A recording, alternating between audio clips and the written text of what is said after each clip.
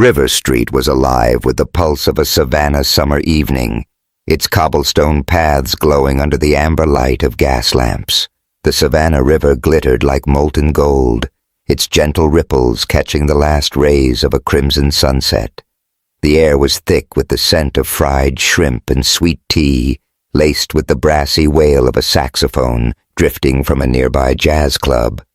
Tourists snapped photos. Locals swapped stories, and the hum of laughter wove through the crowd like a melody. At the heart of it all stood Soulfire, a restaurant where the clink of glasses and the sizzle of gumbo on the stove were a love letter to the South. Naomi Carter ruled the kitchen with the grace of a queen and the precision of a soldier. Her dark curls were tucked under a red bandana, her deep brown eyes scanning the pots with a fierceness that dared anyone to mess with her roux. At 32, Naomi was a force, a black woman who turned her father's recipes into a legacy. Her shrimp etouffee could hush a room, her cornbread had folks begging for seconds, and her smile, rare but radiant, was worth more than gold.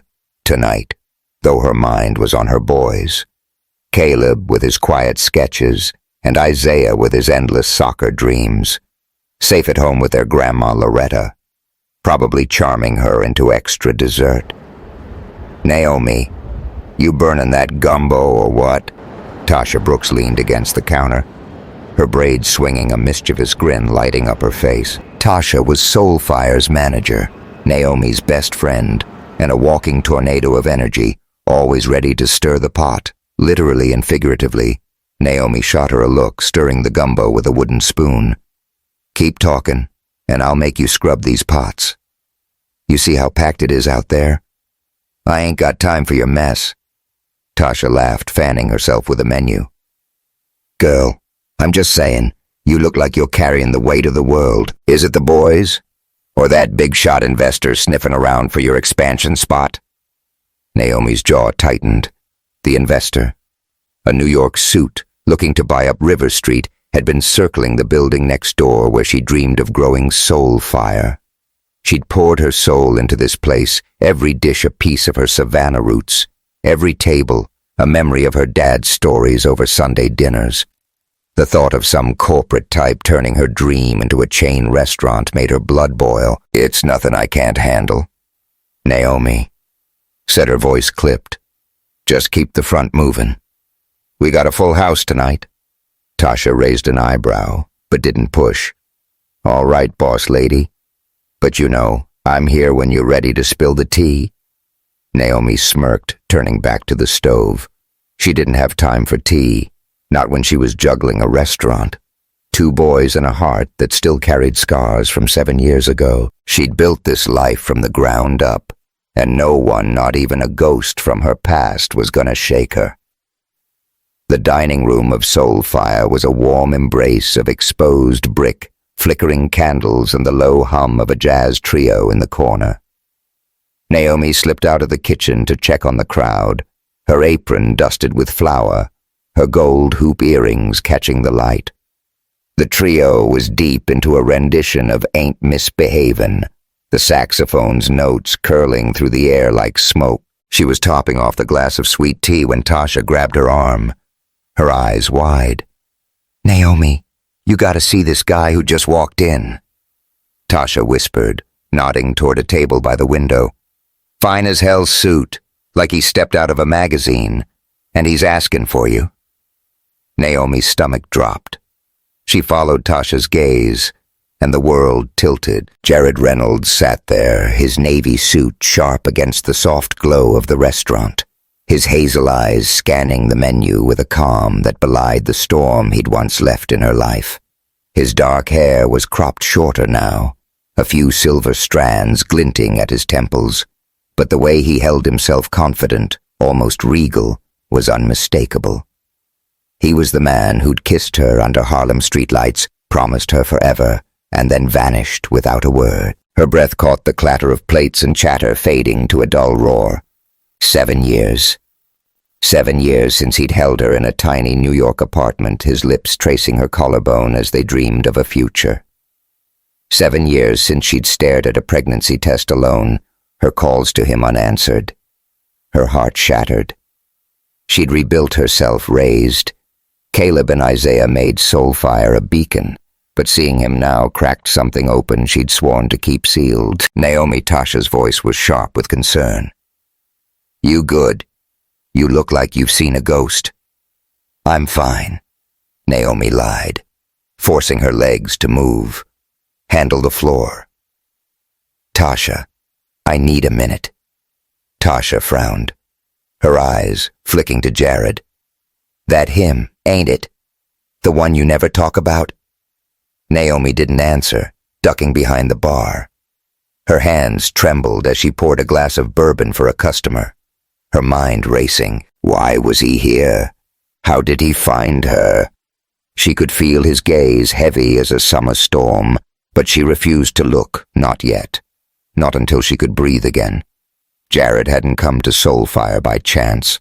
He'd been in Savannah for a week, negotiating a River Street acquisition, when a local mentioned the restaurant as a must-visit. The name had stopped him cold. Soulfire, Naomi's dream, the one she'd whispered about in their New York days, when they'd cooked late-night meals in her cramped kitchen, her laughter warm against his chest. He'd looked it up, seen her name on the website, and known he couldn't stay away.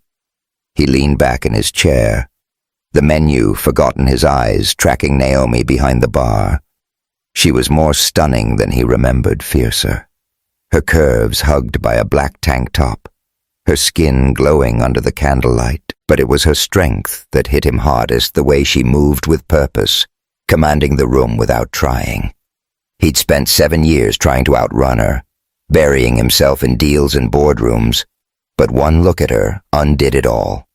Flashback. 7 years ago, in a dim New York office, Jared had sat across from his boss, a contract in hand, a global project, a chance to prove himself, but it meant leaving Naomi for months, maybe years. He'd been a kid from Chicago, scraping by, terrified he wasn't enough for her. "Go," his boss had said. "Build something. Then you can give her the life she deserves." He'd meant to call her to explain, but the days turned into weeks, the weeks into silence. By the time he realized his mistake, she was gone. Her number disconnected her life, a mystery. He'd been too ashamed to chase her, too afraid she'd found someone better. Now, sitting in Soulfire, he knew he'd been a fool. He signaled the waitress. Tasha, her name tag read, and asked for Naomi. Tasha's eyes narrowed, but she nodded, disappearing into the crowd. Jared's heart pounded. He didn't know what he'd say, only that he had to try. Naomi's pulse was a war drum as she worked the bar, her hands moving on autopilot. Tasha's whisper echoed in her ears. "He's asking for you." She wanted to run to hide, to scream at Jared for daring to show his face, but this was her turf, her sanctuary, and she wasn't about to let him take that from her, Naomi, a low voice said, and she nearly dropped the bottle in her hand. Jared was at the bar close enough that she could smell his cologne, sandalwood, and cedar, the scent that used to linger on her skin. His eyes were softer than she remembered, but she wasn't falling for it. "What are you doing here?" she hissed, keeping her voice low to avoid a scene. "You got no business in my place." "I didn't know it was yours," he said, his voice calm, but edged with something raw. "Not until I saw your name." "I'm in town for work." "Naomi? Can we talk?" "Talk." She laughed, sharp and bitter. "You lost that right when you ghosted me." "Jared, take your fancy suit and go." He didn't move his gaze steady. "I was wrong. I thought I was doing right by you, leaving to build something. But I was a coward. I'm not here to make excuses. I just want 5 minutes." Her throat tightened. She wanted to say no, to tell him to get lost. But something in his voice, regret maybe, or desperation, made her pause. She glanced at Tasha, who was watching like a hawk, and jerked her head toward the back door. 5 minutes outside. The alley behind Soulfire was bathed in the fiery glow of the Savannah sunset. The sky a canvas of crimson and gold. The river lapped against the docks, its rhythm soft against the distant hum of the jazz trio inside. Naomi stood with her arms crossed, her nails digging into her skin as Jared faced her. His tie loosened his hands, shoved in his pockets like he was bracing for a fight. "You got 4 minutes left," she said, her voice cold. "Say what you gotta say." He took a breath, his eyes searching hers. "I never stopped thinking about you. Not a day went by that I didn't regret leaving. I was young. Stupid. Thought I had to prove myself before I could be the man you needed. But I was wrong, Naomi. I lost the best thing in my life." Her laugh was brittle, cutting through the warm air. "You think that's enough? You think you can waltz in here with a sad story and make it right? I built this life without you. Jared. Me alone." "I know," he said, stepping closer, his voice low. "And I'm in awe of you. This place, your strength, it's everything you dreamed of. But I'm not here to take that. I'm here because I can't walk away again." The air between them crackled thick with unspoken pain, and a pull neither could deny. Naomi's chest heaved, her eyes burning with tears. She refused to let fall. His scent filled her senses, stirring memories of Harlem nights. His lips on her neck, his hands sliding under her shirt, their laughter echoing in her tiny apartment.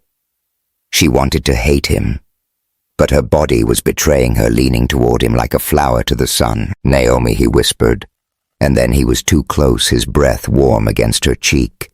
The sunset painted his face in shades of fire, and the river's murmur faded to a hush. His hand hovered near her waist, tentative then settled there, his fingers brushing the curve of her hip. She gasped, her hands flattening against his chest, the fabric of his shirt soft under her palms. "Tell me to stop," he murmured, his lips grazing her ear, sending a shiver down her spine. The saxophone's wail from inside curled through the air, a slow, sultry note that matched the thud of her heart. His thumb traced a gentle arc on her hip, and she felt herself sway, caught in the gravity of him. She couldn't speak. Her fingers curled into his shirt, pulling him closer, and his lips found hers in a kiss that was both tender and searing. It was slow at first, a rediscovery, his mouth warm, tasting of regret and longing, hers yielding despite herself. The kiss deepened his tongue, teasing hers, and she pressed against him, her nails grazing his neck. The alley's brick wall was cool at her back, a stark contrast to the heat of his body, his hand sliding to the small of her back, anchoring her. The river's rhythm pulsed in her ears, and for a moment they were all that existed, two souls colliding under a dying sun. But then she pulled back, her breath ragged, her lips tingling. "No," she said, her voice raw. "You don't get to do this. Not after everything." Jared's eyes were dark, his chest heaving. "I'm not giving up, Naomi. I'm here and I'm staying." She shook her head, stepping away, the sunset's glow fading to dusk. "You don't know what I've been through. Stay away from me, Jared. Stay away from my boys." He nodded, his jaw tight, but his gaze held a promise. "I'm in Savannah for a while. I'll wait." Naomi turned and walked back inside, her heart pounding, her skin still burning from his touch. Tasha was waiting, her eyebrow raised, but Naomi waved her off, slipping into the kitchen. Jared was back, and her carefully built world was trembling. She didn't know if she could trust him, but one thing was clear. This was only the beginning. Hey, Soulfire family, did that sunset kiss set your heart on fire? Drop your thoughts in the comments. Should Naomi give Jared a shot or send him packing? Hit that subscribe button to follow this soulful love story, and let's see where Savannah takes us. The morning light spilled through the ancient oaks of Forsyth Park, casting long shadows across the cobblestone paths of Savannah's heart. The air was sweet with magnolia blossoms, and the faint hum of coffee brewing in nearby cafes. Naomi Carter's clapboard house, a stone's throw from the park, buzzed with the chaos of a Saturday morning, the clink of cereal bowls and the chatter of her 7-year-old twins. Caleb and Isaiah filled the kitchen, a reminder of the life she'd carved out against all odds. Naomi stood at the counter slicing peaches for a cobbler, her movements quick but distracted. Caleb was hunched over his sketch pad, drawing a jazz band he'd seen on River Street, while Isaiah bounced a soccer ball against the wall, ignoring her raised eyebrow. She should have been savoring this moment. Her boys, her home. The quiet before Soulfire opened, but her mind was stuck in that alley behind the restaurant where Jared Reynolds had kissed her under a blazing sunset. Her lips still burned at the memory, and she hated herself for it. 7 years ago, he'd left her without a word, and she'd rebuilt her world from the ashes. Now he was back, threatening to unravel it all. "Mom, can we go to the park?" Isaiah asked, his gap-toothed grin bright as he caught the ball. "Caleb says he wants to draw the fountain." Naomi forced a smile, wiping her hands on her apron. "Maybe after lunch, baby. We gotta get through breakfast first." The doorbell rang sharp and unexpected, and Naomi's stomach twisted. She wasn't expecting anyone. Crossing the living room, its walls lined with photos of her boys and her late father's vinyl records, she opened the door to find Loretta, her mother, standing on the porch. Loretta's silver braids gleamed under a wide-brimmed hat, her eyes sharp with a mix of concern and steel. "Mama, what's this about?" Naomi asked, stepping aside to let her in. "You don't just show up at 8 a.m. with that look." Loretta set a basket of collard greens on the counter, her gaze piercing. "Don't play dumb, Naomi Carter. Tasha called me last night, said you were tangled up with some suit at Soulfire, said you looked like you'd seen a ghost. Is it him? Jared?" Naomi's throat went dry.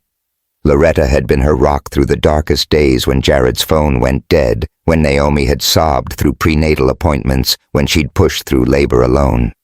Loretta's distrust of Jared was a fire that hadn't dimmed, and Naomi wasn't sure hers had either. "It's nothing, Mama," she said, turning back to the peaches to hide her face.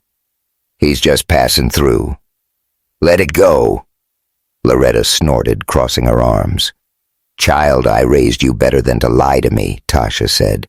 "He was looking at you like you were the last biscuit on the plate. If that's Jared Reynolds, you keep him away from you and my grandbabies."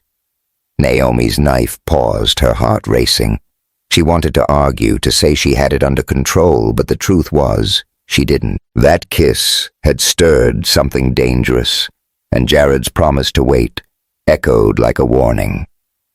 Jared sat in his suite at the mansion on Forsyth Park, the morning sun glinting off the Savannah River through the window.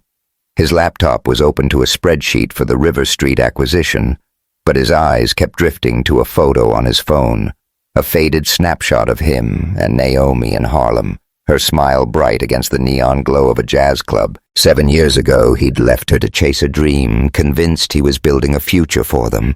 But the memory of her voice, sharp with pain in that alley, was a knife in his chest. "You don't get to act like you didn't break me." He'd spent the night replaying the kiss, the way her lips had yielded her nails, grazing his neck, the river's rhythm matching his pulse. But it wasn't just desire driving him. It was guilt, regret, and a need to make things right. He'd walked away once, but not again. Not when he'd seen the fire in her eyes, the life she'd built without him. His phone buzzed a text from his assistant investor meeting at 1 p.m. Vaughn's pushing hard. Jared's jaw tightened. Marcus. Vaughn, his rival, was circling the deal, and Jared couldn't afford to lose focus. But Naomi was his priority now, and he wasn't leaving Savannah without a fight. He grabbed his jacket and headed for Soulfire, determined to show her he'd changed. By noon, Soulfire was a hive of activity, the lunch crowd spilling onto the patio overlooking the river. Naomi worked the dining room, refilling sweet tea and flashing smiles. But her nerves were raw.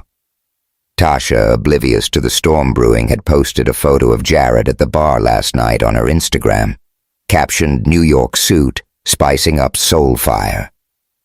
The post was gaining traction with locals whispering about Naomi's mystery man. She'd snapped at Tasha that morning, but the damage was done. "Girl, you gotta chill," Tasha said, balancing a tray of cornbread. "It's just a picture. Folks are curious, that's all."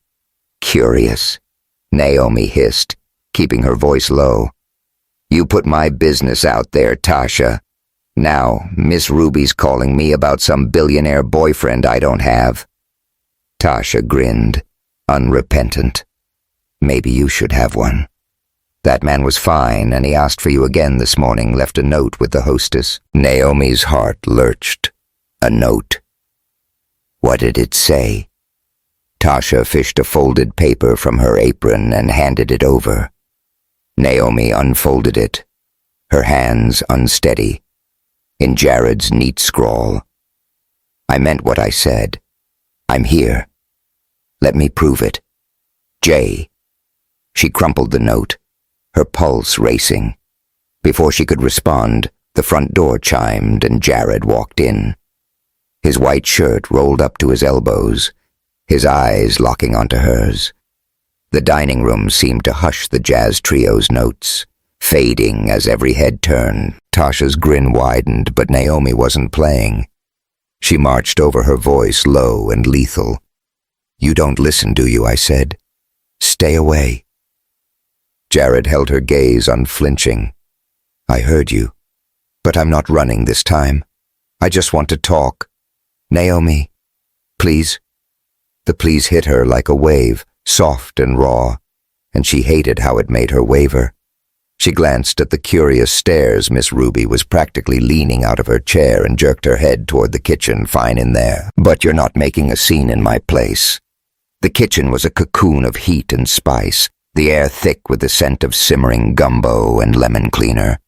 The fluorescent lights buzzed softly, casting shadows across the tiled floor.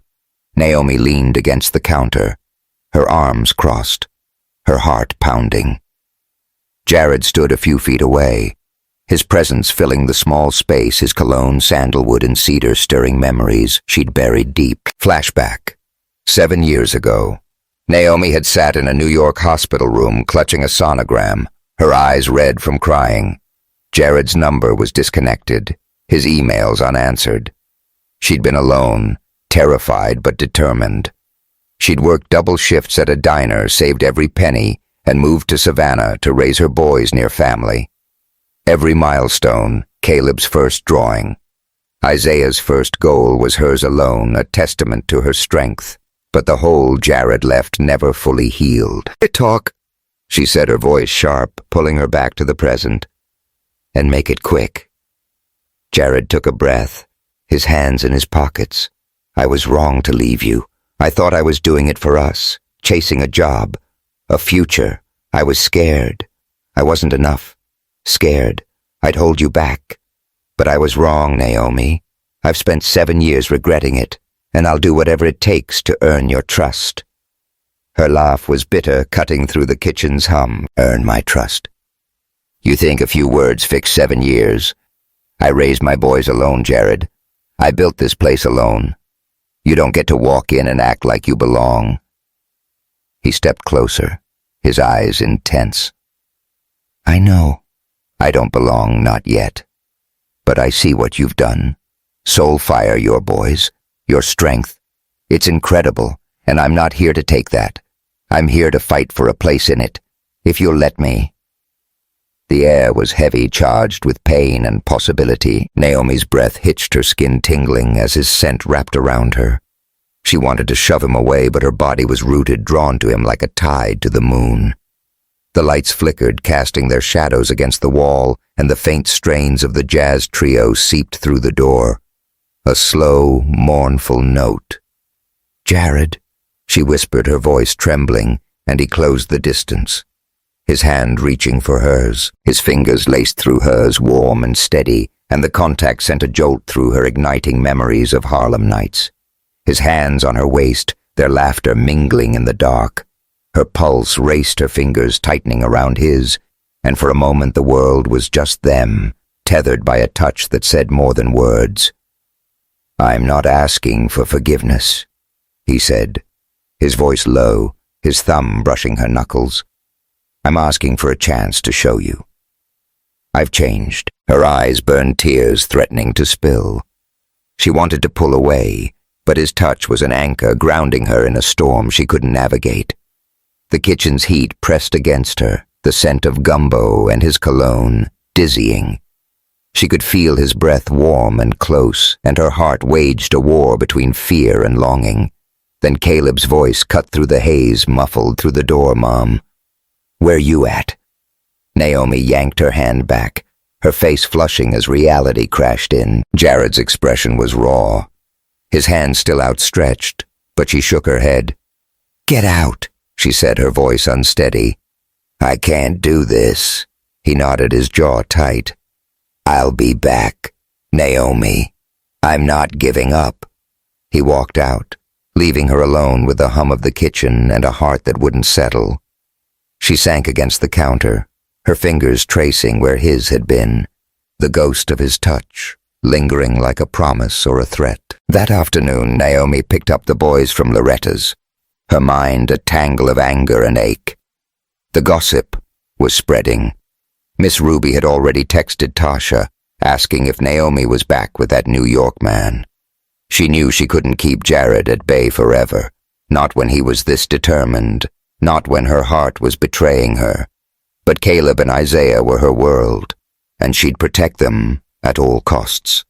As she tucked them into bed that night, Caleb clutched his sketchpad, his eyes heavy. "Mom, who was that man at the restaurant?"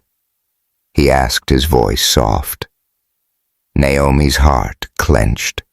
"Just someone I used to know." "Baby," she said, kissing his forehead. "Get some sleep." She stepped onto the porch, the night air cool against her skin, and stared at the stars above Forsyth Park. Jared's note was still in her pocket, its words searing. Let me prove it. Could she let him try? Or was she risking everything she'd fought for?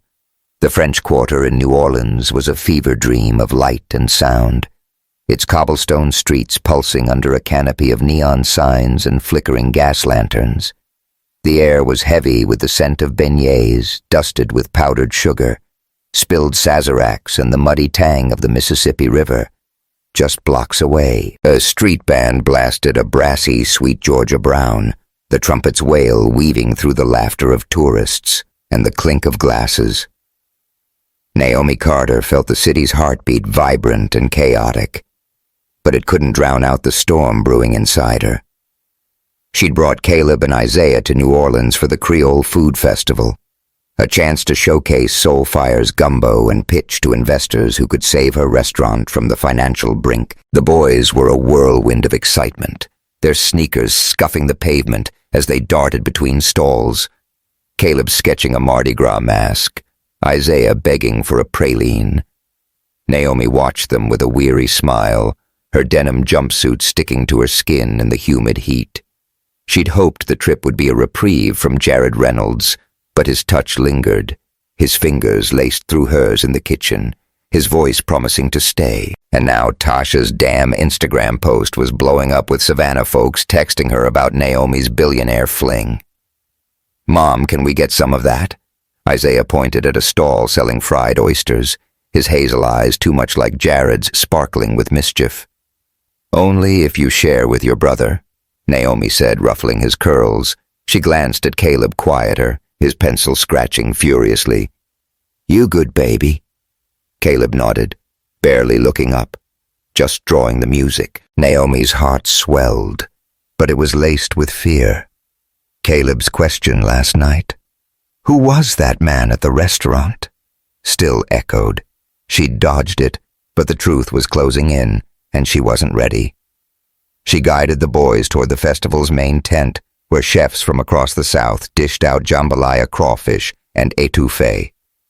The crowd was thick, the air buzzing with chatter and the sizzle of grills. Naomi was setting up her booth, ladling gumbo into bowls, when a familiar voice stopped her cold. Naomi Jared stood by a festival banner, his linen shirt unbuttoned at the collar. His eyes locked on her like she was the only person in the tent. The neon lights from Bourbon Street spilled through the open flaps, casting a red glow across his face. Naomi's pulse kicked into overdrive. She'd known he was in Savannah for business, but here, in her space. "Mom, is that the man from the restaurant?" Caleb asked. His voice soft, but piercing, his sketchpad clutched to his chest. Naomi's throat tightened. "Go help your brother, sweetheart," she said, nudging him toward Isaiah, who was eyeing a plate of oysters. She faced Jared, her hands on her hips. "What are you doing here?" "This ain't your scene. I'm a festival sponsor," he said, his voice calm but edged with urgency. "I saw your name on the program. I wasn't going to miss a chance to see you." "Sponsor?" She laughed, sharp and bitter. "So you're throwing money around, trying to buy your way back. I told you to stay away." His jaw tightened, but he stepped closer, lowering his voice. "I'm not buying anything.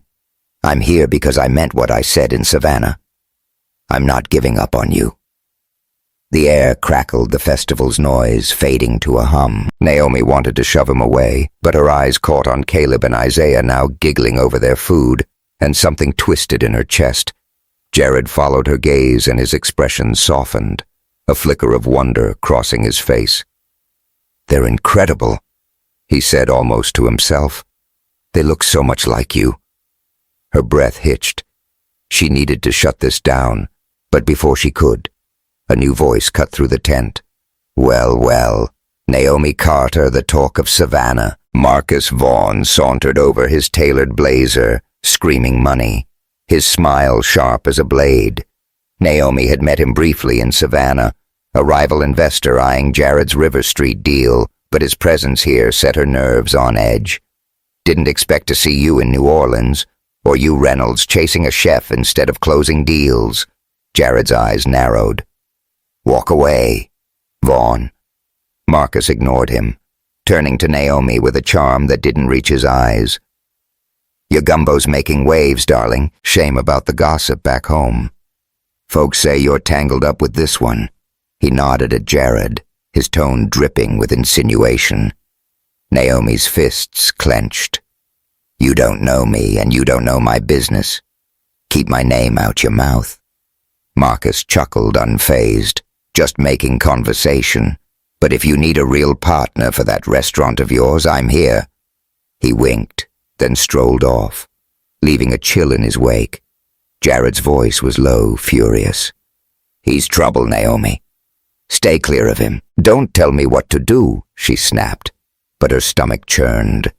Marcus's words stung, and the whispers from Savannah were louder than ever. The festival was a blur of heat and hustle. Naomi's gumbo was a hit with folks lining up for seconds, but her mind was elsewhere.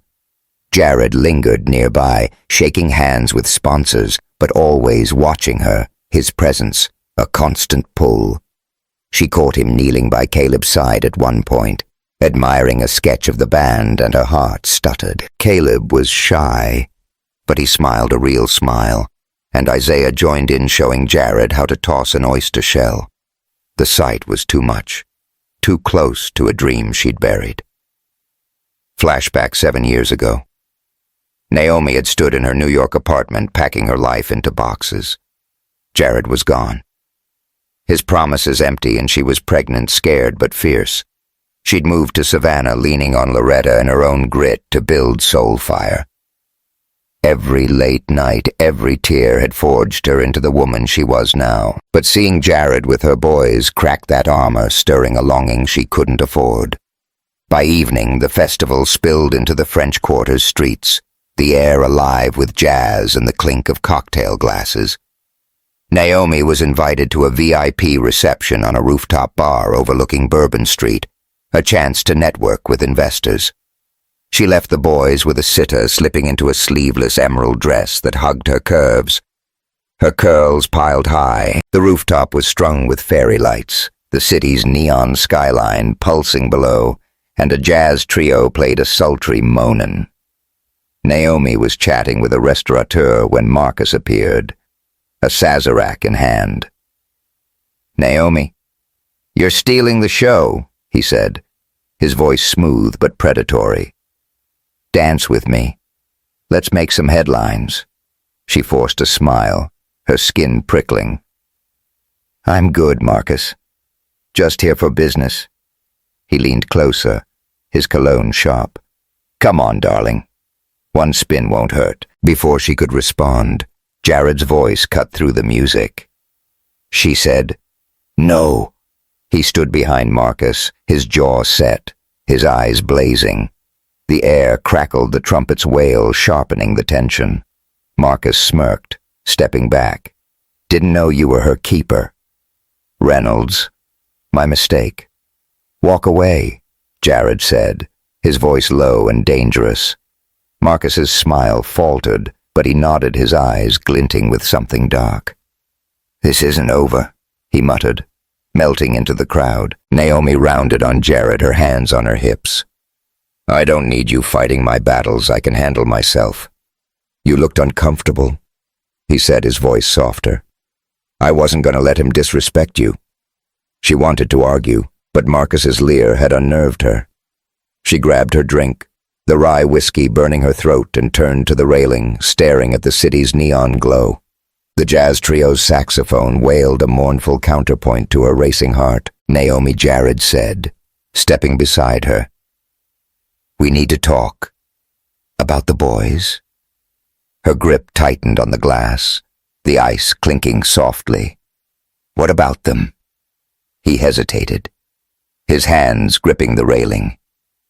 "I saw them today." Caleb's smile. Isaiah's laugh. "They're mine, aren't they? I saw it in their eyes, the way they move. They're my sons." The world spun. Naomi's breath caught the neon lights blurring as his words sank in. She'd known this was coming, but hearing it, his voice raw, almost pleading, hit like a tidal wave. She turned to him, her eyes blazing. "Yes," she said, her voice low. "They're yours, but that doesn't make you their father. You gave that up when you left me." Jared's face crumpled, his knuckles white on the railing. "I didn't know," he said, his voice breaking. "If I'd known you were pregnant, you'd have what." She cut in, her voice rising. "Come back." "You didn't even call Jared. I went through it all alone. Every doctor's visit, every sleepless night. You don't get to claim them now." He flinched, but his eyes held hers, fierce and desperate. "I'm not claiming anything. I'm begging for a chance to know them, to be there for them, for you." The music swelled the trumpet's cry, matching the storm in her chest. Naomi's hands trembled, her drink forgotten. She stepped closer, her voice a whisper. "You broke me, Jared. You don't get to walk back in and fix it." He reached for her, his hand hovering near her cheek, then dropping. "I know," he said, his voice rough, "but I'm not walking away again." The air was electric, the city's pulse syncing with hers. The fairy lights cast a soft glow, and she felt herself sway, drawn to him despite everything. He moved, guiding her to a shadowed corner of the rooftop.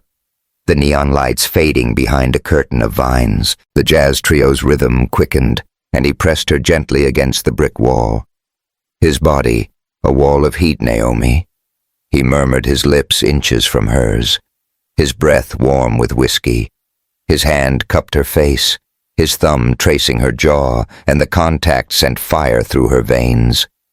The brick was cool against her back, the trumpet's wail a pulse in her ears. She should have pushed him away, but her hands betrayed her, sliding up his chest, feeling the taut muscle beneath his shirt. His lips crashed into hers, and it was a collision of need and memory, hot, urgent tasting of bourbon and pain. His tongue teased hers, deepening the kiss, and she arched into him, her nails grazing his neck. His hands slid to her waist, gripping her tightly, and she felt the world dissolve, the city's noise swallowed by the thud of her heart. But then she froze, her hands pushing against his chest. "No!" she gasped, pulling back, her lips swollen, her breath ragged. "I can't." Not like this. Jared's eyes were dark, his chest heaving, but he nodded, stepping back. I'll wait, he said, his voice steady despite the storm in his gaze. As long as it takes. Naomi turned away, her heart pounding as she rejoined the crowd, the jazz music swelling around her. Jared knew the truth about the boys now, and Marcus was a shadow lurking in the wings. The storm was here, and it was only getting stronger. The Tybee Island breeze carried the salty tang of the Atlantic, its waves whispering secrets against the sandy shore. Savannah's summer heat had mellowed into a balmy evening, the sky a canvas of deep indigo streaked with silver clouds. Naomi Carter stood on the boardwalk, her sandals kicked off her toes, sinking into the cool sand. Caleb and Isaiah were playing near the water, their laughter bright as they chased the receding tide. Caleb clutching a stick to draw in the sand, Isaiah tossing shells. Naomi should have felt peace watching her boys so free, but her chest was tight, her mind a storm of fear and fury. New Orleans had been a reckoning. Jared's words on that rooftop, "They're my sons," had shattered her defenses, and his kiss, hot and desperate against the neon glow, had stirred a longing she couldn't shake. She'd pushed him away. But the truth was out. Caleb and Isaiah were his, and he wasn't backing down. Back in Savannah, the gossip from Tasha's Instagram post had exploded, fueled by Marcus Vaughn's latest stunt. He'd leaked a story to a local blog claiming Naomi was using her kids to trap a billionaire, complete with a blurry photo of her and Jared in New Orleans. The headline was a gut punch. Savannah chef scandal. Threatens local gem Soulfire was bleeding. Customers were staying away spooked by the rumors, and Naomi's landlord had sent a curt email about lease concerns. The restaurant was her heart, built on her father's recipes and her own grit. But the numbers didn't lie without a miracle. It had be gone by month's end. And then there was Jared showing up with notes and promises, his hazel eyes too much like her boys. She wanted to trust him, but trust was a luxury she couldn't afford. "Mom, look at my drawing," Caleb called, holding up a stick figure of a family under a moon. Naomi's throat tightened. He'd added a third adult, a man, and she didn't need to ask who it was. "That's beautiful, baby," she said, forcing a smile. "Keep it safe." "Okay." She turned back to the ocean, the waves' rhythm, a faint comfort. She needed to protect her boys, her restaurant, her heart. But the cracks were spreading, and she was running out of strength to hold them together. Jared Reynolds sat in his car outside Soulfire, the engine off, the silence heavy. The cobblestone street was quiet. The restaurant's neon sign dimmed, but he could still see Naomi in his mind, her fierce eyes in the kitchen, her trembling hand in his. The memory of New Orleans burned her lips against his, her nails grazing his neck, the jazz trumpet matching his pulse. But it was her words that haunted him. "You don't get to claim them now." Caleb and Isaiah were his sons, and he'd missed 7 years of their lives. The guilt was a weight he couldn't shake, but he wasn't giving up. His phone buzzed a text from his assistant. Vaughn's spreading more lies. Investors are rattled. Marcus Vaughn was playing dirty, using Naomi's name to undermine Jared's River Street deal. Jared had confronted him that morning at a coffee shop. Marcus's smirk sharp as he'd said, "You're losing your edge, Reynolds, chasing a chef and her kids. Bad move." Jared had barely restrained himself from throwing a punch. Marcus wasn't just after the deal, he was out to destroy Jared, and Naomi was collateral damage. Jared stepped out of the car, the evening air warm against his rolled-up sleeves. He'd come to Soulfire to see Naomi, to offer help. Anything to prove he was here for good. He'd already reached out to Isaiah's soccer coach, offering to sponsor the team, and bought Caleb a new sketchbook. Small gestures to show he cared. But he knew it wasn't enough. Not yet. Inside Soulfire. The dining room was half empty, a stark contrast to its usual bustle. Naomi was behind the bar, polishing glasses with a ferocity that betrayed her calm facade. The radio played a soft Nina Simone tune, the notes curling through the air, but it did nothing to ease her. Tasha had left early, muttering apologies for the Instagram mess, leaving Naomi alone with her thoughts. Never a good place to be. The front door chimed and she looked up, her heart sinking. Jared walked in, his white shirt slightly rumpled, his eyes searching hers. The few remaining customers glanced over, whispers starting, but Naomi wasn't having it. "You're gonna have to stop showing up like this," she said, her voice low, setting the glass down. "Folks are talking enough as it is." Jared stopped at the bar, his hands in his pockets.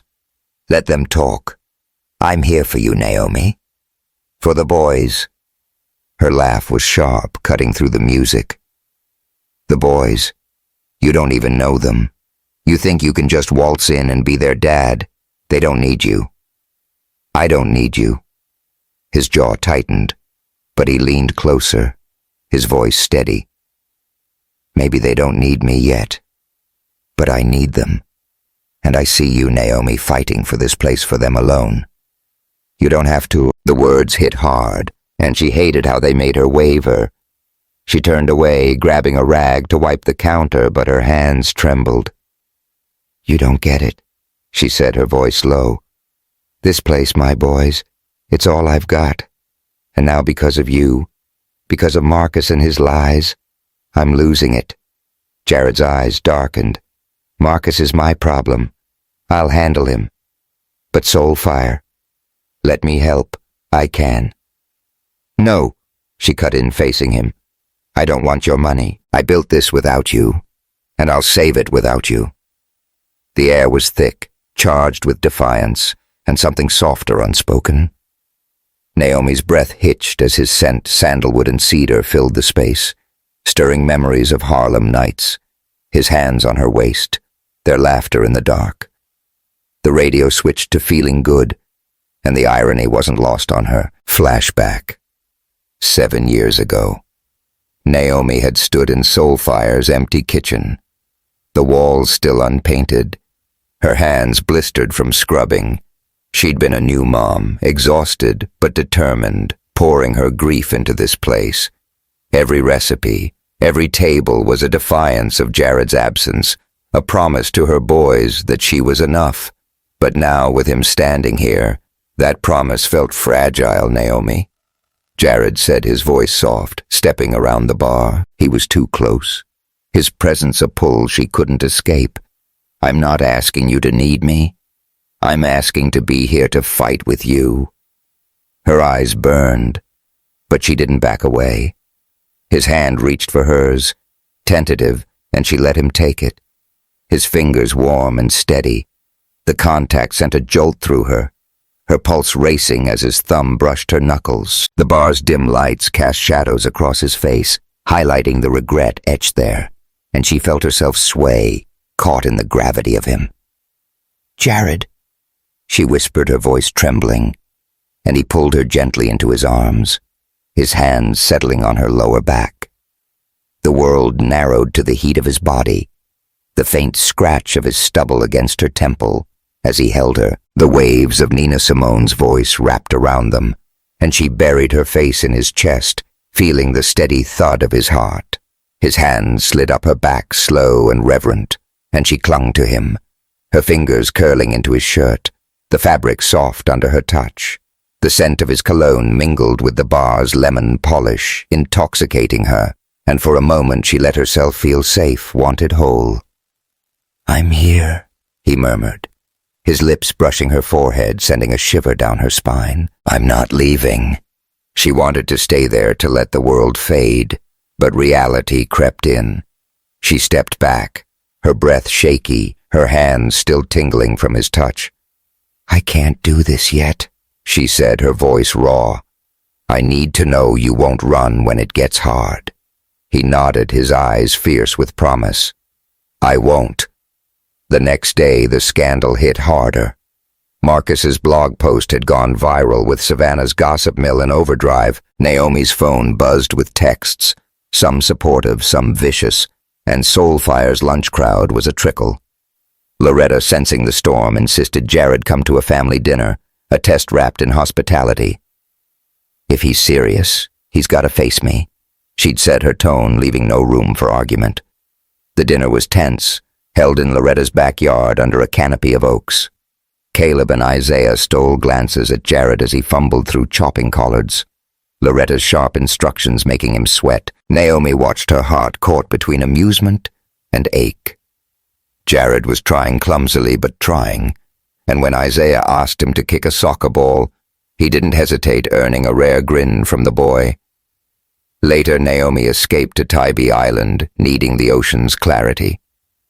Jared found her there, his silhouette dark against the moonlit waves. The beach was quiet. The only sound, the crash of the tide and the rustle of sea oats. He stood beside her close enough that she could feel his warmth, and the air hummed with possibility. "I meant what I said," he told her, his voice nearly lost in the wind. "I'm fighting for you, for them." She turned to him, the moonlight silvering his face. "Fighting's not enough. I need to know you'll stay." He reached for her, his hand cupping her cheek, his thumb tracing her jaw. The contact was electric, and she leaned into it, her breath catching. He pulled her into his arms, his hands firm on her waist, and she rested her head against his chest, the ocean's rhythm syncing with his heartbeat. His lips brushed her hair, a quiet promise, and she felt the world shift just a little. "I'm scared," she whispered, her voice trembling. "I know," he said, holding her tighter. "We'll figure it out together." She stepped back, her eyes glistening, but she didn't pull away completely. Soulfire was on the brink. Marcus was a shadow looming, and her boys were caught in the crossfire. But as the waves rolled in, Naomi felt a spark of hope, a chance, however fragile, that they could rebuild. The air inside Soulfire was heavy with the scent of smoked sausage and despair. It was well past midnight, the dining room a shadowed husk of its usual vibrancy. The tables cleared, the candles long snuffed out. Naomi Carter sat at a corner table, her laptop open to a bank statement that read like a funeral notice. Soulfire was on its last legs. Marcus Vaughn's viral blog post claiming she was trapping Jared Reynolds for his money had scared off customers and her last investor. The landlord's latest email was blunt. Pay up or vacate. 7 years of grit, of pouring her soul into her father's recipes, and it was crumbling. Naomi rubbed her eyes, the laptop's glow casting harsh shadows across her face. Caleb and Isaiah were at Loretta's safe from the chaos, but she couldn't shield them forever. They'd started asking about Jared. "Is he our dad?" Isaiah had whispered last night, his eyes searching hers. She'd dodged it, but the truth was, a tide she couldn't hold back. Jared had been relentless since New Orleans, showing up for soccer games, sketching with Caleb, proving he wasn't the man who'd left her 7 years ago. But trust was a fragile thing, and Naomi wasn't sure she had any left to give. The back door creaked and Tasha slipped in, her braids tucked under a knit cap, her expression a mix of guilt and determination. "Naomi, you still here?" "It's late, girl." Naomi didn't look up, her voice flat. "Where else I'm gonna be? This place is all I've got, and it's slipping away." Tasha pulled up a chair, her eyes fierce. "You're wrong. You've got me, Loretta. The boys, this whole damn town. If you let us help, I messed up with that Instagram post and I'm fixing it. I've got a fundraiser planned tomorrow night right here. Local businesses, church folks, everybody's in." Naomi's laugh was hollow. "Tasha, you think a fundraiser's gonna save this? Marcus has people thinking I'm some gold digger. Nobody's coming." "They will," Tasha said, grabbing Naomi's hand. "Your food's the soul of Savannah. We're not letting Soulfire go down without a fight." Naomi met her friend's gaze, a flicker of hope stirring despite herself. Tasha was a hurricane, but she was her hurricane. "All right," she said, closing the laptop. "But if this flops, you're washing dishes for a month." Tasha grinned. "Deal." Jared Reynolds stood in the lobby of the Bohemian Hotel, the Savannah River, shimmering beyond the arched windows. The space was all velvet drapes and polished mahogany, but it felt hollow compared to the warmth of Soulfire. His phone was a minefield, voicemails from investors, texts from his team, all panicking about the River Street deal. Marcus Vaughn was tightening the screws, spreading lies about Jared's distraction with Naomi. That morning, Marcus had cornered him at a meeting, his voice slick with venom. "Give up the chef, Reynolds, or I'll bury you both." Jared had walked away, but the threat lingered. He wasn't just fighting for the deal anymore. It was Naomi, her strength, her fire, the way she'd clung to him on Tybee Island, her voice trembling with fear and hope.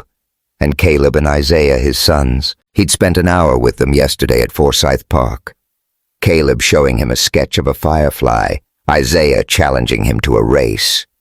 Their laughter was a gift he didn't deserve, but he'd do anything to keep it.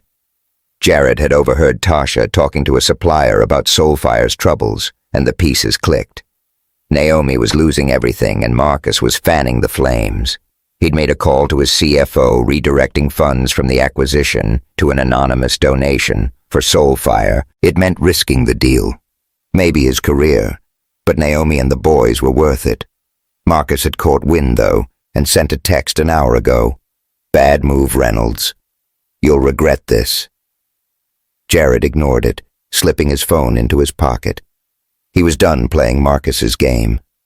Tonight he'd be at Soulfire for the fundraiser, not as a savior, but as a man fighting for his family.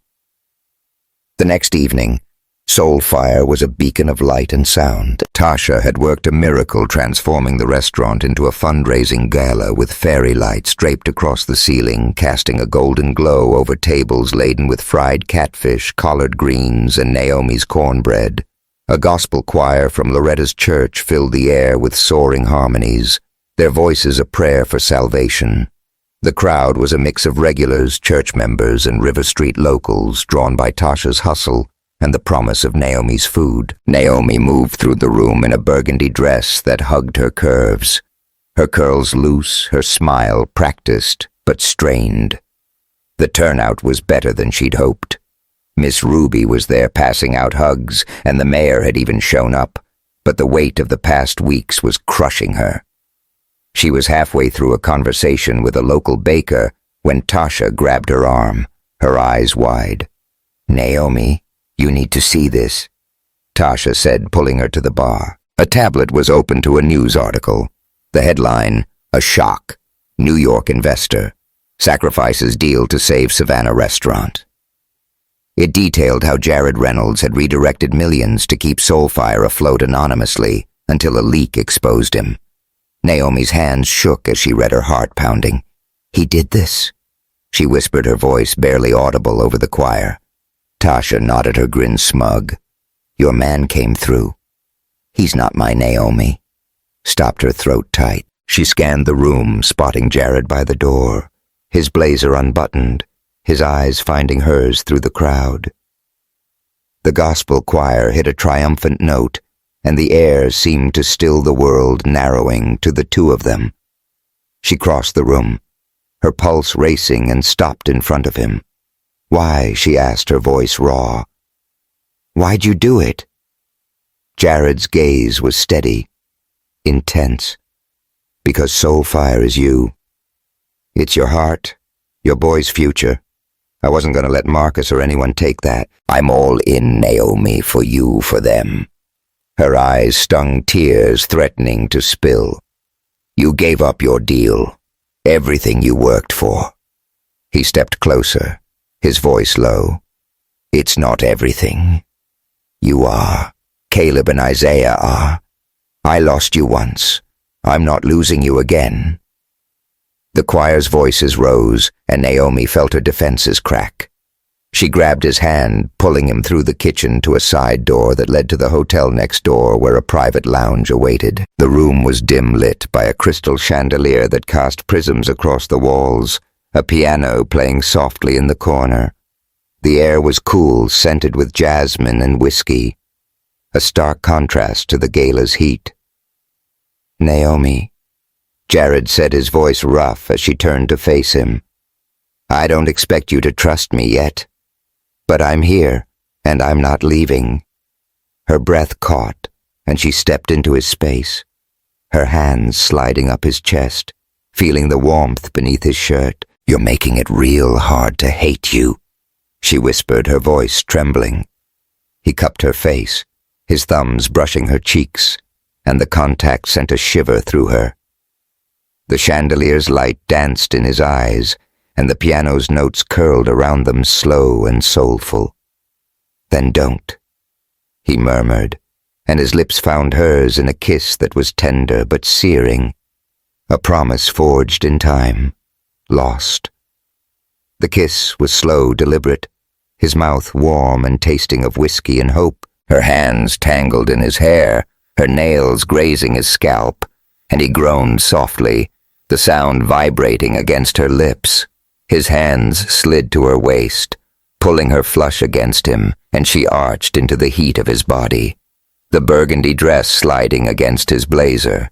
The piano's melody matched the thud of her heart, and she felt herself surrender just for a moment to the possibility of them. She pulled back, her lips tingling, her breath ragged. "I need time," she said, her eyes locked on his. "But don't stop." He nodded, his forehead resting against hers, his hands still on her waist. "I won't. I'm here, Naomi. Always." The fundraiser was a triumph, raising enough to keep Soulfire afloat for months. But Marcus wasn't done. That night he cornered Naomi outside the restaurant, his voice low and menacing. "You think Jared's your hero? He's using you to look good. Walk away, or I'll make sure Soulfire burns." Naomi stood her ground, her eyes blazing. "You don't scare me, Marcus. Try me and you'll regret it." He smirked, but backed off his threat hanging in the air. Naomi didn't tell Jared she could handle Marcus herself, but the encounter hardened her resolve. She let Jared start spending time with Caleb and Isaiah, small steps taking them to the park, teaching Caleb to shade his sketches, cheering Isaiah's soccer goals. Jared was clumsy, burning popcorn, tripping over toys, but his effort was undeniable. Caleb began calling him Mr. Jared, and Isaiah asked him to tie his cleats. Tiny bridges being built. One evening, as Naomi locked up, Soulfire, Jared appeared, his silhouette framed by the streetlights. "Can I walk you home?" he asked, his voice soft. She nodded, the cobblestone street quiet under their steps. The river murmured a gentle backdrop, and they walked in silence, the weight of their shared history, a quiet companion. At her doorstep he paused, his eyes searching hers. "I'm not perfect," he said, his voice steady, "but I'm yours if you'll have me." She looked at him, the man who'd broken her and was now fighting to heal her. "We'll see," she said, a small smile breaking through. "Keep showing up," he grinned, and as the stars blinked above, Naomi felt a shift, a crack in her walls, a sliver of light, breaking through. The Tybee Island moon hung low, its silver light dancing on the Atlantic's waves, a quiet symphony against the soft hum of the evening breeze. The beach stretched out in a sweep of pale sand, dotted with sea oats, swaying like whispers. Naomi Carter stood near the water's edge, her bare feet sinking into the cool sand, a light shawl slipping off her shoulders. Caleb and Isaiah were a few yards away, giggling as they built a sandcastle, their silhouettes small but bright under the starlit sky. The salt air was sharp, laced with the faint scent of magnolia from the mainland, and Naomi felt a fragile peace settle in her bones. The past weeks had been a crucible. Jared Reynolds had crashed back into her life. Unearthing truths she'd buried. Caleb and Isaiah were his sons, and he was fighting to be their father. His sacrifice, risking his River Street deal to save Soulfire, had shaken her, and his steady presence from soccer games to sketch sessions had chipped away at her walls. But trust was hard won, and Naomi still carried the scars of 7 years alone. Marcus Vaughn's threat outside Soulfire lingered a shadow she hadn't shared with Jared. She'd faced worse than Marcus, but the fear of losing her restaurant, her boys, her heart was a weight she couldn't shake. "Mom, look at our tower," Isaiah called, his gap-toothed grin catching the moonlight. Caleb Quieter was etching a firefly into the sand, his pencil moving with care. Naomi smiled, her heart swelling. "Y'all are gonna be architects one day," she said, walking over to ruffle their curls. She glanced at Caleb's drawing and her breath caught, a family 4 figures holding hands under a moon. "Who's that baby?" Caleb looked up, shy but certain. "It's us. Me, Isaiah, you, and Mr. Jared." Naomi's throat tightened. The boys had started calling Jared Mr. Jared, testing the waters, and she hadn't stopped them. She wasn't ready to call him their dad, but the word was creeping closer, and it terrified her as much as it warmed her. Soulfire was thriving again, the fundraiser a turning point. Tasha's hustle had rallied Savannah's black community church groups, barbershops, even Miss Ruby's salon crew filling the restaurant with love and dollars. The gossip had shifted, with locals now praising Naomi's grit calling. Soulfire Savannah's heart. Loretta, ever the skeptic, had warmed to Jared after he'd spent a Sunday helping her weed her garden. His shirt soaked, but his smile steady. "He's stubborn," she'd admitted to Naomi. Might not be all bad. Jared had become a quiet fixture in their lives.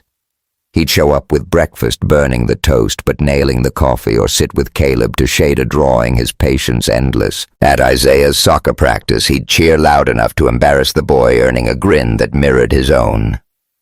Naomi watched it all, her heart caught between hope and hesitation.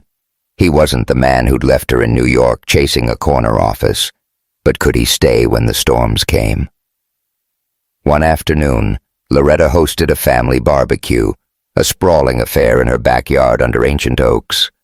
The air was thick with the scent of ribs and cornbread, a Motown playlist bumping through a speaker. Caleb and Isaiah ran wild with their cousins, while Naomi helped Loretta dish out peach cobbler. Jared was there, awkward but earnest, trying to keep up with Loretta's grilling instructions. "You're gonna burn my ribs, boy," Loretta said, swatting his arm with a spatula. "Pay attention." Jared laughed, wiping his brow. "Yes, ma'am, I'm learning." Naomi caught his eye across the yard, and something warm bloomed in her chest. He was trying not just for her, but for her family, her world, when Isaiah tugged him to play catch. Jared went, his laughter mingling with the boys. Naomi's heart ached, a mix of love and fear. She wanted this, but wanting was dangerous. The night of Soulfire's grand reopening was electric. Tasha had turned the fundraiser's success into a relaunch party with fairy lights, a jazz band, and tables groaning under shrimp etouffee and gumbo. The crowd was thick, locals, tourists, even the mayor celebrating Naomi's triumph. But Marcus Vaughn wasn't done. Hours before the event, he'd sent an anonymous tip to a local news outlet claiming Soulfire was a front for Jared's shady dealings. The story didn't gain traction. Savannah trusted Naomi, but it rattled her. A reminder that Marcus was still out there waiting to strike. Naomi was pouring sweet tea when Tasha pulled her aside, her voice low. Jared handled it. Got his lawyer to shut down the story before it spread. He didn't want you stressed tonight. Naomi's jaw tightened. He should have told me. He's trying to protect you, Tasha said, her eyes soft. Give him a little credit, girl. Naomi scanned the room, spotting Jared by the band, his blazer off his sleeves rolled up as he laughed with Isaiah, who was mimicking the trumpeter's moves. Caleb was beside him, showing off a new sketch. The sight hit her like a wave. Her boys happy with a man who was becoming their father. But Marcus's threat echoed, and doubt crept in. Could she trust Jared with their hearts? She slipped outside, needing air, and found herself on the boardwalk by the Savannah River. The moon was full, its light rippling on the water, the air cool with a hint of magnolia. Footsteps sounded and Jared appeared, his silhouette soft against the night. "You okay?" he asked, stopping a few feet away, his voice gentle. She hugged her arms, staring at the river. "Marcus tried to ruin tonight. You stopped him." "Why didn't you tell me?" He sighed, running a hand through his hair. "I didn't want you carrying that tonight. You've been fighting enough. I wanted you to have one good night." Her eyes stung and she turned to him, her voice trembling. "I need to know you'll tell me the truth, Jared. No secrets. Not if we're gonna do this." He stepped closer, his eyes fierce. "No secrets. I swear it. I'm here, Naomi, for you, for the boys, for whatever comes for you. For..." The river's murmur filled the silence, and Naomi felt her doubt waver. She'd spent 7 years protecting her heart, but Jared was dismantling her walls piece by piece. "I'm trying," she said, her voice soft. "But I'm still scared." He reached for her hand, his fingers lacing through hers, warm and steady. "Then we'll be scared together." The Tybee Island Seafood Festival was Savannah's pride, a glittering night of lanterns, shrimp boils, and dancing under the stars. Naomi had resisted going.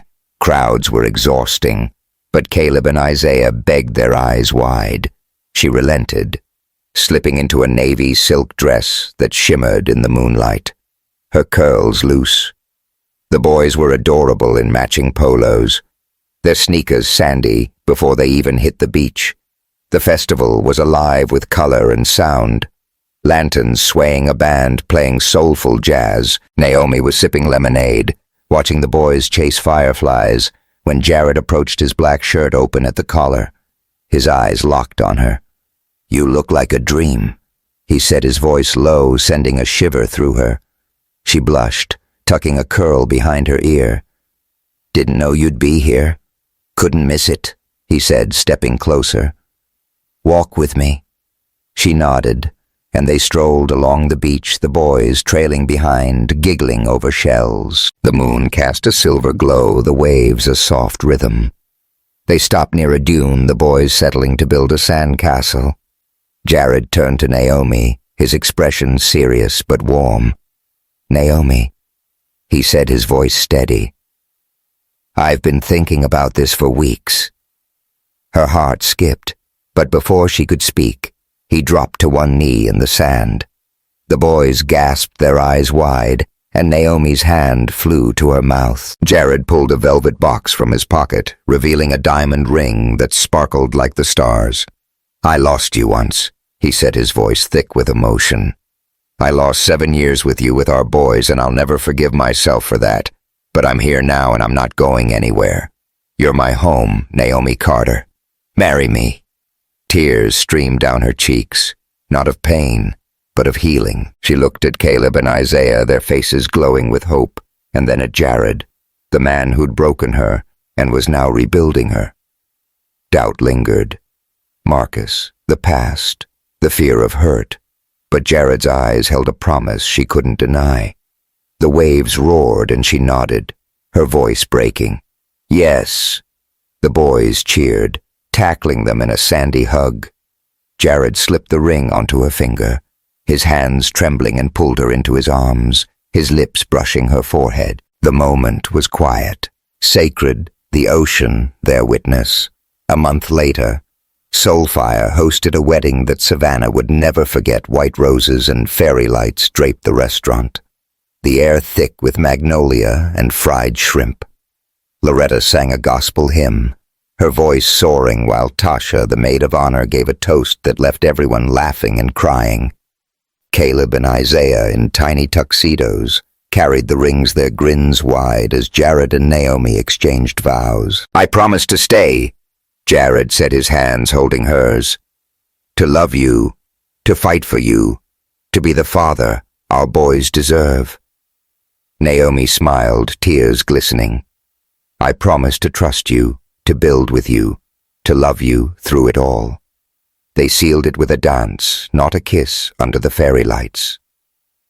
The band played at last, and Jared pulled her close, his hands firm on her waist, her head resting against his chest. The rhythm of his heart matched the music, and she felt his breath warm against her hair, his fingers tracing slow circles on her back. The crowd faded, leaving only them swaying as one. The river's murmur, a quiet blessing. Soulfire grew with a new location planned in New Orleans. Jared left his corporate life, starting a Savannah-based firm focused on community projects. Naomi let go of the past, embracing a future she'd once thought impossible. Caleb and Isaiah filled their home with laughter, their family whole at last. And as they stood on Tybee Island where it all began, Naomi knew love was a choice, a fight, a promise kept forever. Hey, Soulfire family. Wow, what a journey under Savannah's sunset. Did Naomi and Jared's love story melt your heart? Share your favorite moment in the comments. Was it that moonlit proposal or the soulful wedding dance? Subscribe to our channel for more heartfelt stories, and let's keep the love alive.